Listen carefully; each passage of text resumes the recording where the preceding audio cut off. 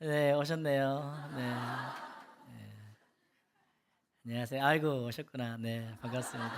아이, 그냥 아무나 보고 그냥 이렇게 인사하는 거예요, 지금. 네. 아이고, 아이고, 잘하셨어요. 네. 네네. 아유, 오셨네. 잘하셨습니다. 아무나 보고 이렇게 인사했습니다. 네. 한 학기 방학 잘 지내셨어요?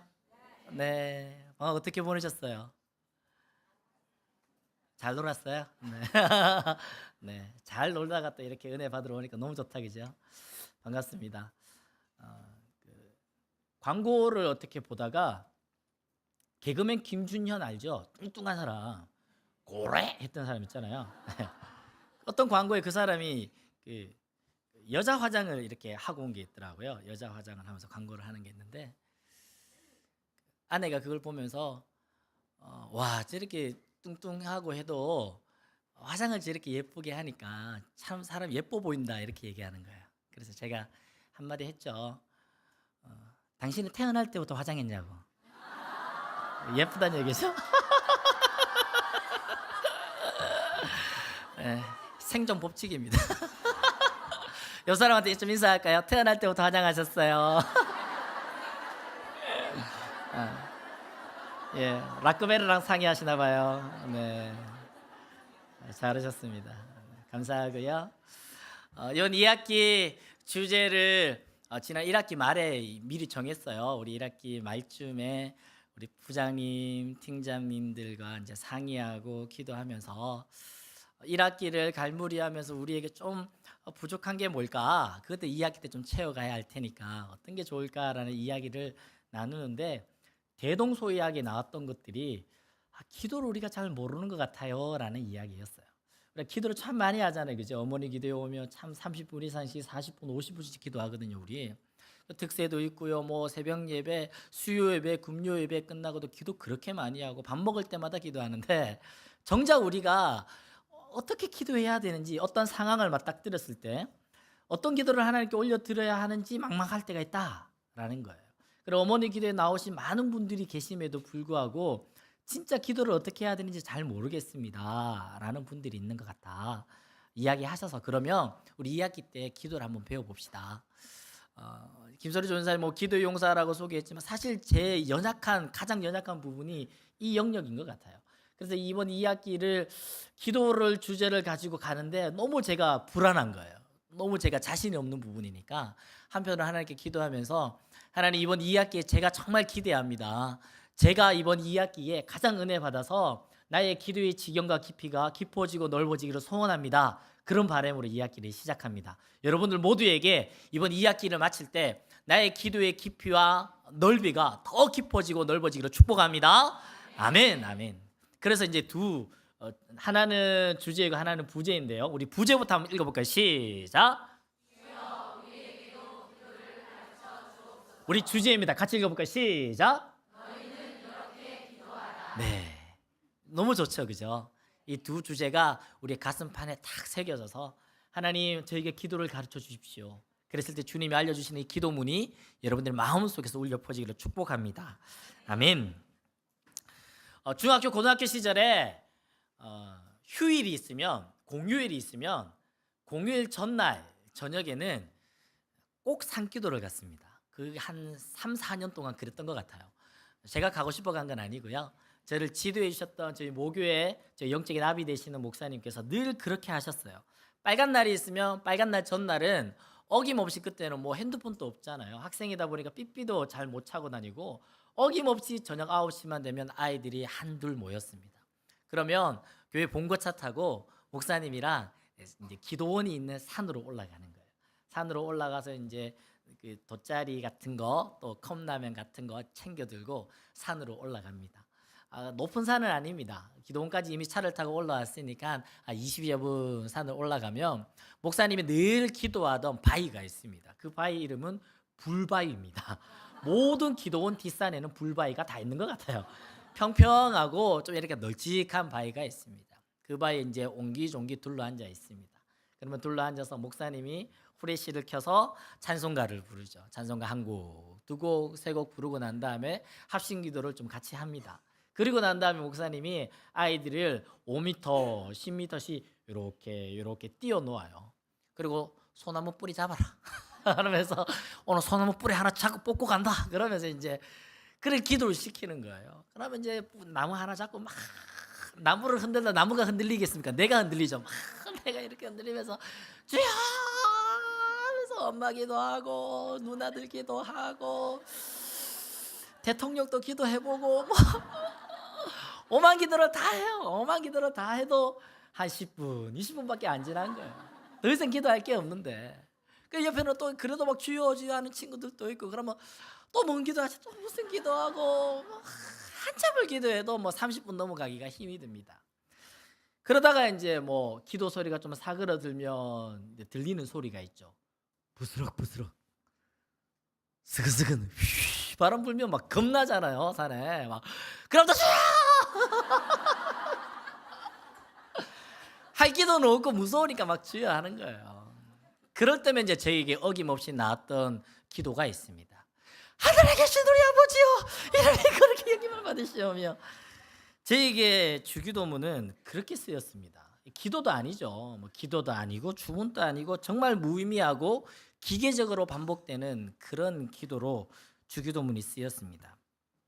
마태복음 6장 7절 말씀에 보니까 또 기도할 때에 이방인과 같이 중언부언하지 말라. 그들은 말을 많이 하여야 들으실 줄 생각하느니라. 마태복음 6장에 보니까 예수님이 우리에게 기도를 가르쳐 주신 상황이 바로 이런 연유와 비슷하다라는 거예요. 기도의 목적을 오용하고 장황하게 반복하는 중언부언의 기도를 멈추고 바른 기도를 가르쳐 주시기 위해서 마태복음 6장, 마태복음은 특별히 5장, 6장, 7장의 산상수훈 아닙니까? 예수님의 주옥 같은 설교들이 가장 많이 담겨져 있는 5장, 6장, 7장에서 6장이 가장 분수령이 되는데 그 분수령에 예수님이 기도를 가르쳐 주고 있다라는 것입니다. 더불어서 누가복음 11장에 보면 똑같이 주기도문을 예수님이 가르쳐 주고 계시는데요. 그 배경은 조금 다릅니다. 11장 1절 말씀에 보니까 예수께서 한 곳에서 기도하시고 마치심에라고 이야기합니다. 사무엘상 1장에 보면 한나의 기도가 나옵니다. 한나의 기도는 짧게 했을까요? 길게 했을까요? 길게 했습니다.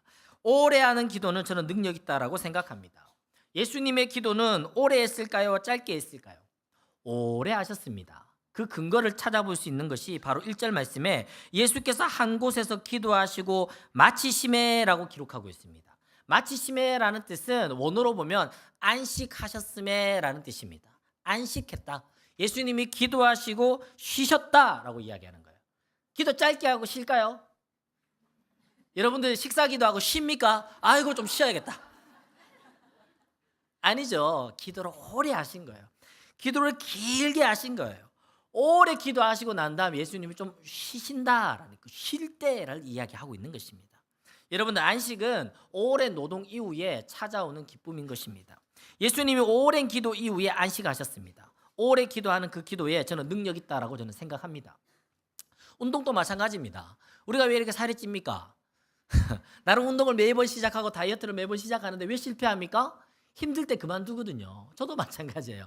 운동을 하다가 힘드니까 그만둬 버리는 거예요. 운동을 했겠다, 땀은 났겠다, 입맛이 도니까 밥은 더 잘 먹게 되고 살은 더 잘 찌게 되는 거죠. 운동하는 사람들이 그렇게 이야기합니다. 힘들 때 그때 진짜 운동이 시작이다.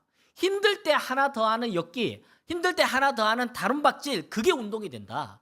내가 힘들 때 하나 더 하는 거, 그때 지방이 타고 근육이 생겨난다라고 이야기하더라고요. 기도도 마찬가지고 모든 일도 모든 만사가 저는 그렇다고 생각합니다. 힘듦에 부딪힐 때가 있어요. 기도할 때든 삶을 살아갈 때든 힘듦에 부딪힐 때가 있습니다. 그때 그것을 넘어설 때 성장이 일어나고 능력이 나타난다라는 것이죠. 사무엘상 12장 23절 말씀해 보니까 나는 너희를 위하여 기도하기를 쉬는 죄를 여호와 앞에 결단코 범하지 아니하고 라고 이야기합니다. 제자들이 예수님의 이 기도를 보고 오랜 기도를 보고 능력 있는 이 기도를 보고 제자들이 부러웠던 거예요. 예수님, 우리에게도 기도를 좀 가르쳐 주십시오 라고 외쳤던 것입니다. 누가복음 11장 1절 말씀에 주여 요한이 자기 제자들에게 기도를 가르친 것 같이 우리에게도 가르쳐 주옵소서 라고 이야기합니다. 예수님의 교육 방법은 일방적으로 가르치고 윽박지르고 뭐라 하면서 가르치지 않았습니다. 예수님의 가르침은 보여주고 자극을 줬던 거예요. 예수님이 솔선수범으로 보여주시고 제자들이 거기에서 배우고 싶은 마음이 들게 했던 것입니다. 우리가 자녀들을 양육하는 것도 마찬가지입니다. 윽박 지르고 뭐라 하고 소리 질러서 아이들이 교육당하지 않습니다. 부모님이 보여주셔야 돼요. 야, 너 큐티했냐? 오늘 큐티하고 오셨어요, 어머니들? 너 기도 안 하니? 우리 중등부의 부장님이 계신데 부장님과 이제 아내분이 이제 같이 교사로 계세요. 이제 우스갯소리를 얘기하셨는데 대학생 아들이 있는데 대학생 아들이 엄마는 진짜 기도 안 하는 것 같아. 그랬다는 거예요. 왜 그러냐 하니까 엄마도 기도하는데 왜 그러냐. 아빠는 퇴근만 하면 또는 출근하기 전에 늘 거실에 앉아서 큐티하고 기도하고 그 모습이 늘 보였던 거예요. 엄마는 뭐 밥 차려주고 설거지하고 남편 출근시키고 아들들 학교 보내고 난 다음에 그 뒤에 했겠죠.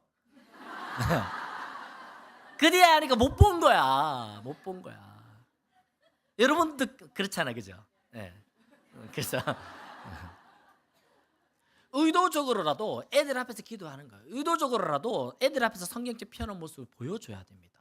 애들이 본 것을 배워요. 예수님의 교육 방법이 그러했습니다. 그래서 기도의 본으로 예수님이 알려주신 것이 바로 기도문인데요. 오늘 기도문을 함께 살펴볼 텐데 딱딱하게 뭐 이제 주의하면서 보기보다는 우리의 삶의 문제와 좀 연결해서 좀 이제 쉽게 좀 보도록 하겠습니다. 내용이 겁나 많거든요. 엄청 많아요. 이거 다 하려면 한 2시간 걸리는데 빨리 한번 넘어가 볼게요. 첫 번째 기도문이 뭡니다? 첫 번째 기도문이 어떻게 되죠? 맞습니다. 하늘에 계신 우리 아버지요. 이 부분이 우리의 삶과 어디와 연결이 되어 있냐면 우리의 열등감과 연결이 되어 있다고 저는 생각합니다. 열등감은 관계에서부터 시작이 되죠.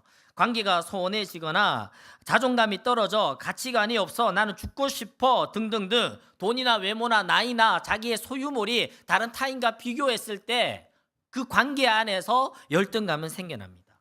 그렇다면 정답 역시 열등감의 해답은 관계에 있습니다. 든든한 관계가 열등감의 해답이 될 수 있습니다. 나이 들면 나이 들수록 친구가 참 중요하죠. 그래서 친구들 경조사를 잘 챙기셔야 됩니다. 좋은 일이 있을 때 함께 기뻐하고 슬픈 일이 있을 때 함께 울어줄 수 있는 것, 이거 소홀히 하면 안 됩니다. 관계에 투자하셔야 됩니다. 성경에 전통적으로 과부나 고아들을 불쌍히 여깁니다. 왜 과부와 고아들을 불쌍히 여길까요? 경제적인 어려움도 있지만 더 이면으로 보면 관계가 없는 것입니다. 관계가 끊어진 것입니다. 그래서 저들을 불쌍히 여기는 것이죠. 그런데 부모나 부부나 자녀나 친구의 관계보다 더 중요한 관계가 뭘까요? 바로 최고의 관계는 하나님과의 관계입니다. 주기도문의 첫 기도문이 이렇죠. 마태복음 6장 9절 말씀에 그러므로 너희는 이렇게 기도하라. 하늘에 계신 우리 아버지요.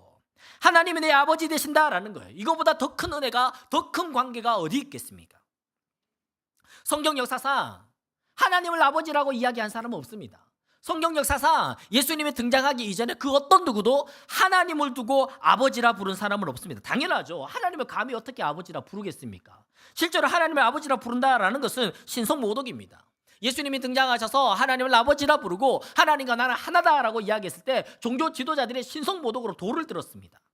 맞습니다. 누구도 하나님을 아버지라 부를 수 없습니다. 지극히 낮은 피조물이 감히 죄 많은 인생이 거룩하신 하나님을 아버지라 부를 수 없죠. 오직 예수 그리스도만이 하나님을 아버지라 부를 수 있습니다. 그런데 예수님이 제자들에게 기도를 가르쳐 주실 때 그 첫 번째 기도문이 무엇입니까? 너희들도 하나님을 뭘로 부르라? 아버지라 불러라 라는 거예요. 놀라운 축복입니다. 하나님만이 부를 수 있는 그 아버지라는 호칭을 우리에게도 동일하게 허락해 주셨다라는 것입니다. 요한복음 1장 12절 말씀에 영접하는 자 곧 그 이름을 믿는 자들에게는 하나님의 자녀가 되는 권세를 주셨으니, 갈라디아 4장 6절 말씀에 너희가 아들이므로 하나님의 그 아들의 영을 우리 마음 가운데 보내사 아빠 아버지라 부르게 하셨느니라. 할렐루야. 아빠라 부르는데 무슨 격식이 있습니까? 아빠라 부르는데 무슨 자존심이 있습니까? 아빠라 부르는데 무슨 열등감이 있습니까? 아빠라 부르는데 무슨 형식을 갖추어서 아빠를 부르겠습니까? 여러분들 자녀들이 안방에 들어올 때 똑똑똑 아버님 제가 감히 들어가도 되겠습니까? 이런 사람이 있습니까? 군대는요 이렇게 행정관이나 이렇게 방에 들어갈 때 똑똑똑 필승 이병 솔청소 들어가도 되겠습니까? 이런 형식이 있어요. 그런 형식인데 아버지 찾아가는데 그런 형식을 따지는 사람 있습니까? 그런 격식 따지는 사람 있습니까? 한복을 입고 두루마기를 입고 정장을 입고 넥타이를 메고 아버님 찾아뵙는 사람이 있습니까? 그냥 막무가내로 찾아가잖아요. 바로 그분이 바로 우리 아빠 된다라는 거, 그분이 바로 우리 하나님 된다라는 것입니다. 요한복음 14장 18절 말씀에 내가 너희를 고아와 같이 내버려 두지 아니하고, 시편 2편 7절 말씀에 내가 여호와의 명령을 전하노라. 여호와께서 내게 이르시되 너는 내 아들이라 오늘 내가 너를 낳았도다. 다윗이 사울의 칼날을 도망다니고 다윗이 자기 아들 압살롬의 칼날을 도망다닐 때에 그의 신세를 한탄할 수 있지 않겠습니까? 그럼에도 불구하고 그는 열등감에 빠지지 않을 수 있었던 비결이 뭐냐 하니까 하나님은 내 아빠 아버지 된다라는 거예요. 하나님은 나를 낳으셨다라는 거예요. 그 고백 앞에, 그 말씀 앞에 더 이상의 열등감은 없습니다. 모든 열등감은 하나님 아버지와의 관계를 돈독히 할 때 우리가 승리할 줄로 믿습니다. 할렐루야, 아멘. 말씀 구절이 좀 많이 나오거든요. 시간이 없어서 빨리 넘어갈 때 말씀 구절이라도 잘 좀 적어 놓으시면 후에 여러분들에게 좀 유익할 줄로 믿습니다. 두 번째 기도문이 무엇입니까? 하늘에 계신 우리 아버지의 이름이 거룩히 여김을 받으시오며, 다음에 나라가 임하시며. 혼란과 모순의 문제라고 저는 생각합니다. 여긴 어디입니까? 나는 누굽니까? 라는 철학적인 문제 있죠. 여기 친구가 밥 한번 사준다 해서 왔는데 여기 갑자기 데려온 거야. 그죠? 순장님이 뭐 잠깐 만나자 했는데 갑자기 여기 데려와가지고 이 도대체 여기가 어딘지 혼란스러운 분이 계실까요? 혼란과 혼돈의 문제는 하나님의 나라가 임하면 다 해결되는 것입니다. 나는 왜 여기 있나? 왜 이렇게 일이 안 풀리나? 왜 이렇게 힘이 들까? 이렇게 기도하는데 하나님 왜 응답하지 않으시지? 도무지 이해가 되지 않고 도무지 풀리지 않는 우리 인생의 숙제들이 있을 겁니다. 아직까지 내 인생의 문제가, 아직까지 이것에 대해서는 클리어하게 설명할 수 없는 어려움과 숙제들과 문제들이 여전히 우리에게 있을 것이라 생각됩니다. 그래서 기도할 때마다 하나님께 항의하죠. 하나님 이거 왜 이렇습니까? 하나님 내가 뭘 잘못했습니까? 하나님 이거 도대체 무슨 뜻입니까? 라는 하나님께 원망 섞인 우리의 기도 제목들이 한두 가지씩 있을 것입니다. 그런데 마태복음 6장 10절에 뭐라 그럽니까? 하나님의 나라가 임하옵시며 뜻이 하늘에서 이룬 것 같이 땅에서도 이루어지이다. 하나님의 나라, 즉 하나님의 통치가 임하면 모든 혼란에 해답이 된다는 거예요. 해답을 알려줄까요? 파도가 막 밀려와요. 아, 파도가 너무 무서워요. 아, 파도 입실려 갈 것 같아. 그 파도를 달나라에서 보면 어떨까요? 이 파도도 아닌 거야. 이거는 뭐 보이지도 않는 거죠. 내가 그 문제에 복면하고 그 문제에서 나오지 못하면 이 문제가 엄청난 크고 내 생명을 위협할 것 같지만 저 멀리 떨어져서 산 꼭대기에서 보면 파도는 그냥 아름다운 그냥 철렁일 뿐이에요. 모세를 보십시오. 모세의 인생은 너무나 모순 덩어리 아닙니까? 왜 하필이면 나를 태어나게 하시는데 애굽의 종살이 하는 유대인의 집에 태어나게 하냐 말이야. 왜 하필이면 거기 태어나게 해가지고 나를 이렇게 교고생시키냐 말이에요. 왜 나를 하필이면 거기에 태어났다 하더라도 왜 하필이면 내가 태어났을 그때에 바로가 남자아이들을 다 죽이라는 명령을 내리냐 말이에요. 왜 하필이면 그때? 왜 하필이면 내가 그래도 민족을 위해서 헌신하겠다라고 뛰어들었는데 일이 꼬여가지고 애굽의 병사가 죽고 유대인들이 나를 손가락질하는 그런 일들이 벌어지냐 말입니다. 모순 덩어리 인생 아닙니까? 그럼에도 불구하고 우리가 하나님의 나라의 큰 시각으로 보면 이 모든 과정들이 하나님의 훈련의 과정이고 하나님이 그를 사명자로 부르시기 위한 과정임을 우리는 지금 아는 거예요. 요셉 볼까요? 요셉 얼마나 억울합니까? 형들에게 왕따 당하고 노예로 팔려가서 열심히 살았지만 웬 아줌마가 꼬셔가지고 누가 아줌마를 좋아하겠어요? 옥에 갇힙니다. 술과 장 꿈 다 해먹어졌다면 이 영감증이 건망증이 있는지 2년 동안 건망증 때문에 까먹어가지고 얼마나 억울하겠어요. 하지만 우리가 하나님 나라의 큰 관점으로 보면 이게 다 이해가 되는 거예요. 요셉은 왕따를 당했어야 했고, 요셉은 노예로 팔려야 했고, 요셉은 옥에 갇혀야 했고, 요셉은 2년 동안 그 술관원장이 그 사실을 까먹어야 했던 거예요. 그래야 되는 거예요. 우리가 지금 하나님 나라 관점으로 보면 그렇게 해야 되는 거예요. 요셉은. 모세는 그러해야 하는 거예요. 우리가 성경을 왜 봅니까? 한 사람의 인생이 하나님의 시각으로 볼 수 있는 우리의 시각을 확장시켜 주는 거예요. 이걸 단순히 모세만 볼 것이 아니라 요셉만 볼 것이 아니라 나를 보는 거예요. 나를. 내 인생을 보고 우리 자녀의 인생을 보는 거예요. 하나님의 시각으로 보는 것입니다.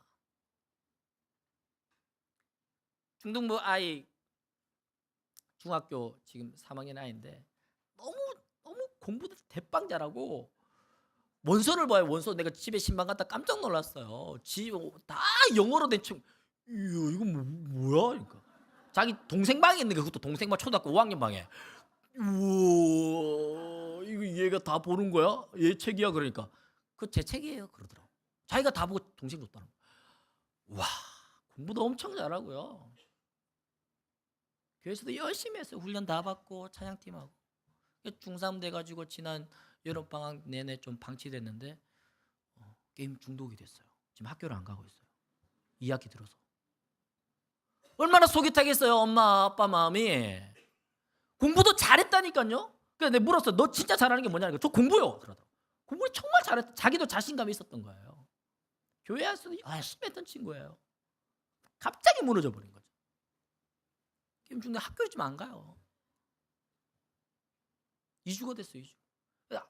집으로 신방했던 것도 그것 때문에 학교를 안 가 있으니까 내가 집에 띵똥띵똥 하니까 짜장면 시킨 아저씨 온 줄 알고 그때 문 열더라고. 제가 들어 깜짝 놀라가지고. 짜장면 온 줄 알고 문 열었는데 제가 들어가니까 깜짝 놀라가지고. 그래가 가정에서 신방하고. 엄마랑 대화도 안 되고 아빠도 대화도 안 되고. 제가 어머니한테 그 얘기했어요. 어머니, 요 녀석 이 시간 사춘기 이거 길어야 2년입니다. 곧 끝납니다 이거.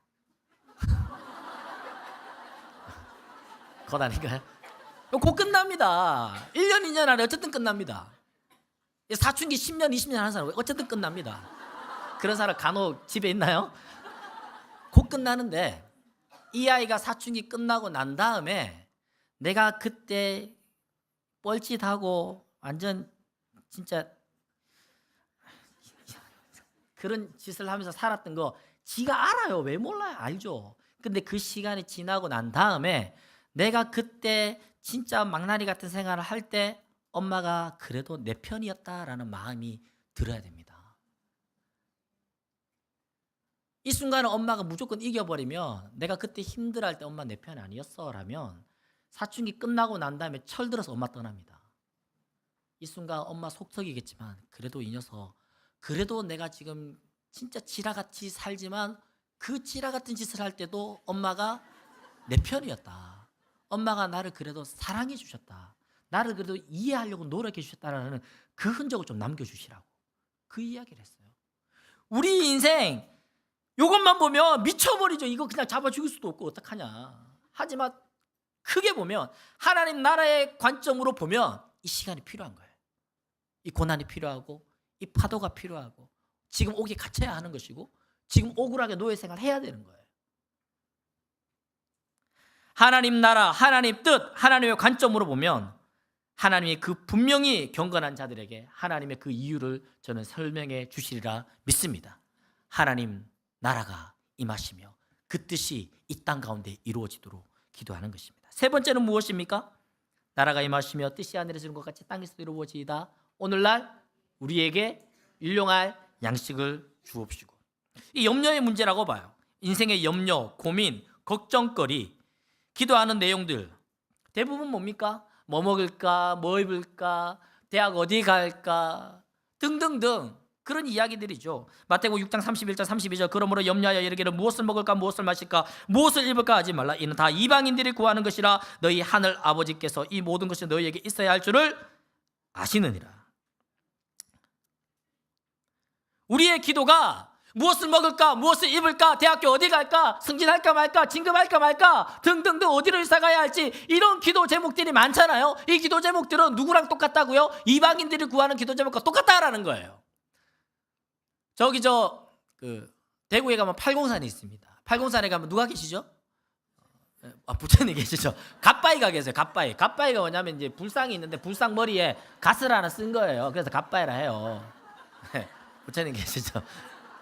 근데 갓바위가 팔공산에 있는 갓바위가 어딜 쳐다보고 있냐 하니까 부산을 쳐다보고 있대. 그래가지고 부산 사람들이 더 많이 온대요.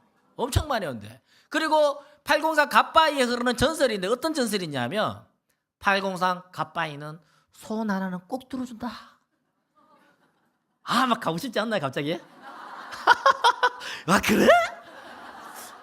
이참에 어머니 기도회가 아니라 거길 가야 되는 거 아니야? 갓바위 가면 기도하면 소원 하나는 꼭 들어준다라는 전설이 있어요. 그래서 언제 많이 갈까요? 수능날 되면 이제 100일 벌써 깨졌죠. 지금부터 줄기차게 올라가는 거예요. 줄기차게 올라. 그 다큐멘터리 3일이라는 다큐멘터리에서 803만 3일 동안 찍은 게 있어요. 새벽 3시 돼가지고 찬물로 샤워하고 차로 안 올라가요. 계단으로 쫙 올라가가지고 한 2시간 올라가면 해 뜨기 전에 108배 쫙 하고 인터뷰를 딱 했어요. 왜 이렇게 하냐고. 아들이 대학교 가야 된다고. 그 마지막 그 소원 이루려고 왔다고. 거기 갑시다 우리. 고3 부모님들 거기 갑시다 우리. 우리가 어머니 기도에 나와서 금요 예배 나와서 새벽 예배 나와서 아들놈 대학교 입시를 위해서 기도한다면 804에 올라가는 그분들과 우리의 기도가 뭐가 다르냐 말이에요. 차라리 803까지 거기를 한 개를 이뤄준다니까. 우리 하나님은 들어줄지 안 들어줄지도 모르고 지금. 우리의 기도 제목을 한번 점검해 봅시다. 새벽마다 나와서 기도하시는데 뭘 기도하십니까? 어머니 기도에 나와서 뒤에 또 한 40-50분 동안 기도할 때 뭘 기도하십니까? 그 기도 제목이 절에 가서 기도하는 사람이랑 성당 가서 기도하는 사람이랑 모스크에서 절하고 있는 그 사람들의 기도랑 뭐가 다르냐 말이에요. 우리 뭔가 좀 달라야 되지 않겠습니까?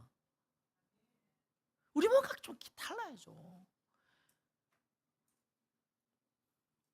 마태복음 6장 11절 말씀에 오늘 우리에게 일용할 양식을 주시옵고 하나님이 일용할 양식을 주신다라는 거, 이게 정답이에요. 맨날 걱정하고 맨날 내가 고민한다고 형편 좀 나아집니까? 건강이 좋아집니까? 그렇지 않습니다. 마태복음 6장 27절 말씀에 너희 중에 누가 염려함으로 그 키를 한 자라도 더할 수 있겠느냐? 염려함으로 그 키를 한 자라도 더할 수 있겠느냐? 걱정 다 내려놓고 하나님을 바라볼 수 있기를 축복합니다. 사람이 그렇게 시간 들이고 돈 들이고 마음 써서 직접해서 만들어 놓은 들 하나님이 틀어버리면 그냥 다 말짱 도루묵 되는 거 우리 잘 알고 있지 않습니까?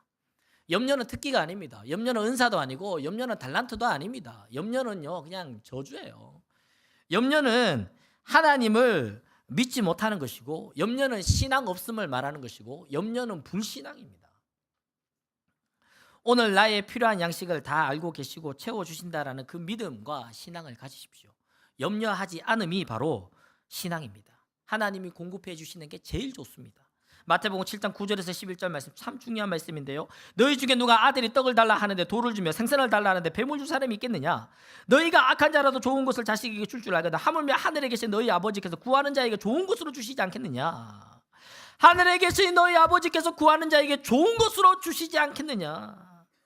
저희 신앙 고백 중에 저희 기저에 깔려있는 게 제 디모데 훈련하고 제자 훈련하는 우리 중등부 아이들에게 늘 가르치는 건 목사님의 신앙 고백 중에 하나는 우리 하나님 나에게 가장 좋은 걸 준다라는 신앙 고백이에요.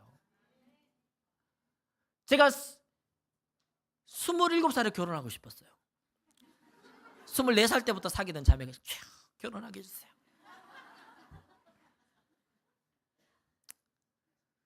두 번째 여자를 만났어요. 주여 결혼하게 해주세요.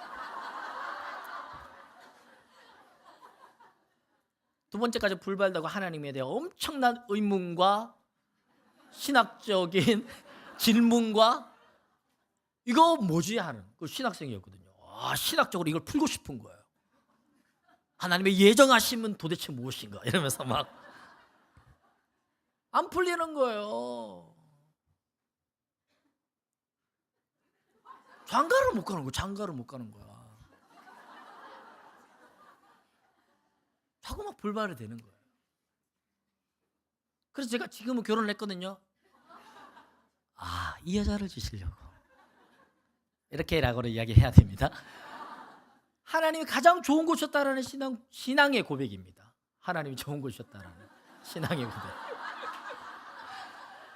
하나님이 여러분들이 가장 좋은 곳인 줄로 믿습니다. 아멘.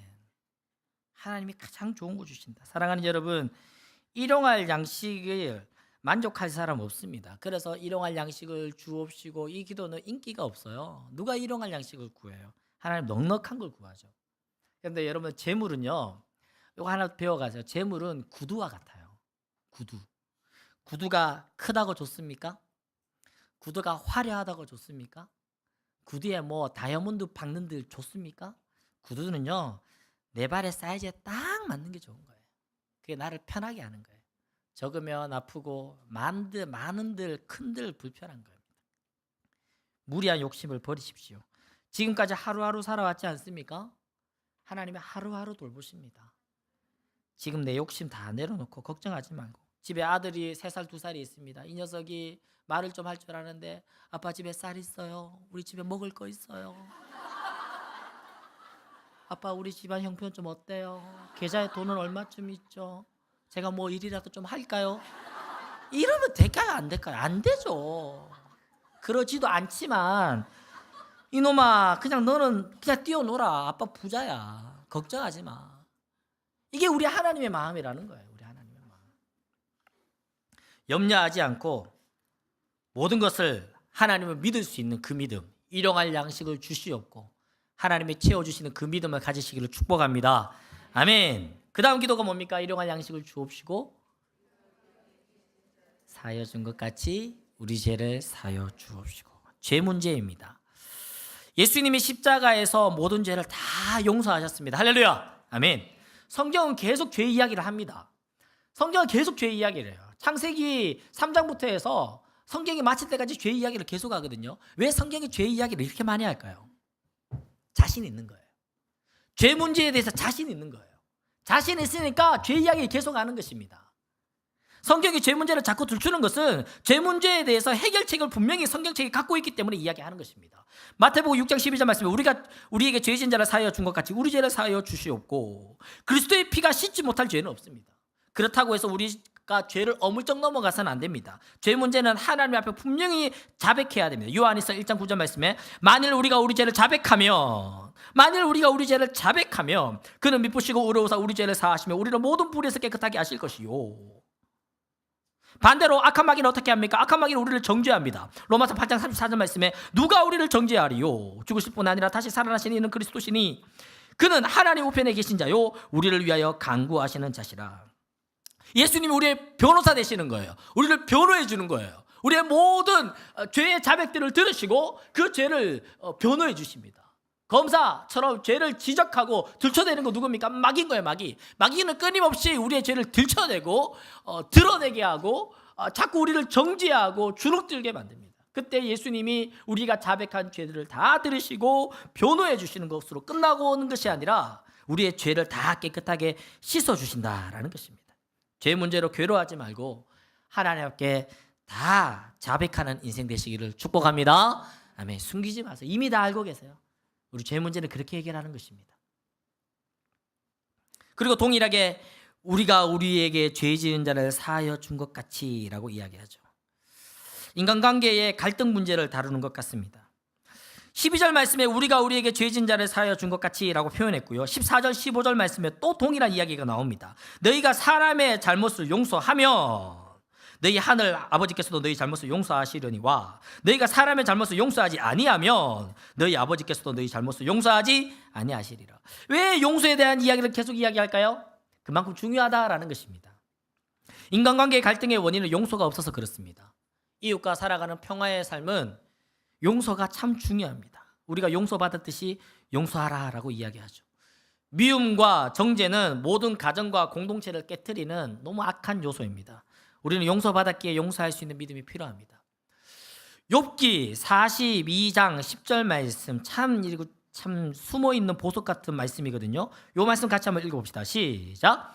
욥이 그의 친구들을 위하여 기도할 때 여호와께서 욥의 공경을 돌이키시고 여호와께서 욥에게 이전 모든 소유보다 갑절이나 주신지라. 참 보석 같은 말씀이에요. 욥의 인생이 1장의 이후에 끊임없이 절망으로 다다릅니다. 자식들을 죽습니다. 재산을 다 탕진합니다. 심지어 아내마저 그를 버린 것 같습니다. 몸은 머리끝에서 발끝까지 두드러기가 나고 기왓장으로 긁으며 피를 철철 흘려가면서 그렇게 비참한 인생을 살아갑니다. 친구라고 온 친구들이 그에 대해서 도움을 주지는 않고 오히려 정죄합니다. 끊임없이 욥의 친구들과 욥은 변론합니다. 서로 의견을 충돌해가면서 그 이야기를 계속 이어가다가 욥의 인생이 완전 대반전되는 사건이 42장 10절 말씀이 나옵니다. 무엇으로 반전이 일어납니까? 욥이 그의 친구들을 위하여 기도할 때에 바뀌어진 거예요. 욥이 친구들을 용서하고 사랑하고 친구들을 위하여서 기도하는 거예요. 자기를 정죄하고 자기 편들어지지 않고 자기 마음을 읽어주지 않는 친구들을 위해서 오히려 용서하는 마음, 사랑하는 마음, 친구들을 위해서 기도할 때 어떤 일이 벌어집니까? 여호와께서 욥의 공경을 돌이키시고, 할렐루야.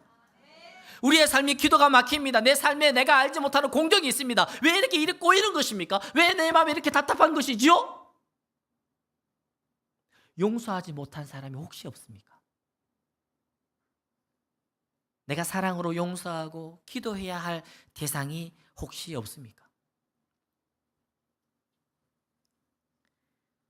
용서의 문제입니다. 용서하고 사랑하며 저들을 위해 기도할 때 욥의 공경을 돌이키시고 하나님이 그 모든 소유에 갑절이나 주셨다라고 표현하고 있습니다. 마태복음 5장 23절에서 24절 말씀에 그러므로 예물을 제단에 드리러다가 거기서 내 형제에게 원망 들을 만한 일을 있는 것을 생각나거든 예물을 제단 앞에 두고 먼저 가서 형제와 화목하고 그 후에 와서 예물을 드리라. 예배 드리기 전에, 기도하기 전에, 하나님께 예물을 드리기 전에 혹여 내 마음에 껄끄러움이 있다면, 요즘 얼마나 좋아요. 카톡도 보낼 수 있고 문자도 보낼 수 있고 얼마나 좋습니까? 그렇게라도 마음을 좀 표현하십시오. 오늘 예배 끝나거나 기도하는 중에 내 마음에 좀 껄끄러움이 있는 그 대상이 있다면 카톡 보내세요. 문자 보내시고 또 기회 된다면 통화하시고 또 만나시고 점심도 대접하시고 내가 미안하다, 내가 용서한다, 사랑한다라는 고백 한번 해볼 수 있기를 부탁을 드립니다. 용서한다라는 표현은 원어로 보면 잊어버린다라는 거예요. 잊어버린다. 답이 딴 데 있지 않습니다. 용서하십시오. 회복의 역사가 일어날 줄로 믿습니다. 아멘. 축복으로 나가는 스위치는 용서입니다. 형제에게 줄 수 있는 최고의 선물은 용서입니다. 우리가 하나님께 할 수 있는 최고의 순종은 용서입니다. 인간관계를 푸는 방법 또한 용서입니다. 그 다음에 기도문이 무엇입니까? 마태복음 6장 13절 말씀에 우리를 시험에 들게 하지 마시옵고, 13절 말씀에 그렇게 이야기하고 있죠. 유혹이 있습니다. 시험이 있습니다. 예수님 또 유혹을 당했고 시험을 당했죠. 유혹과 시험에 넘어가는 이유는 무엇입니까?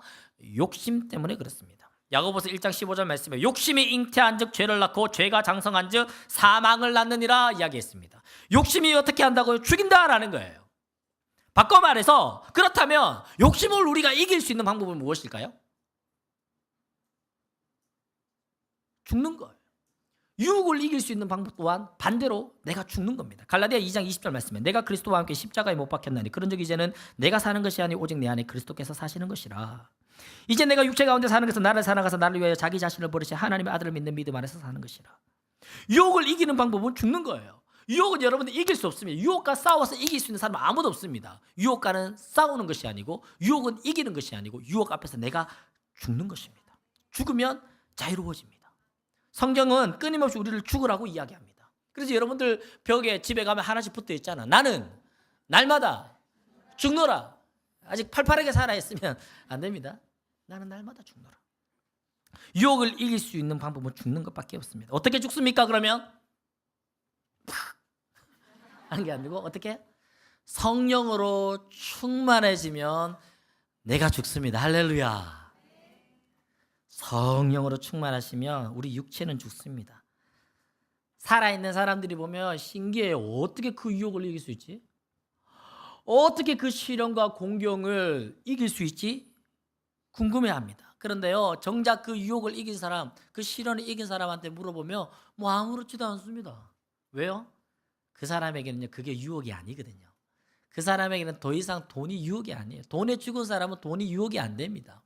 명예에 죽은 사람은 명예가 더 이상 유혹이 되지 않습니다. 그냥 무덤덤함에 주님과 함께 동행하면서 뚜벅뚜벅 걸어가는 거예요.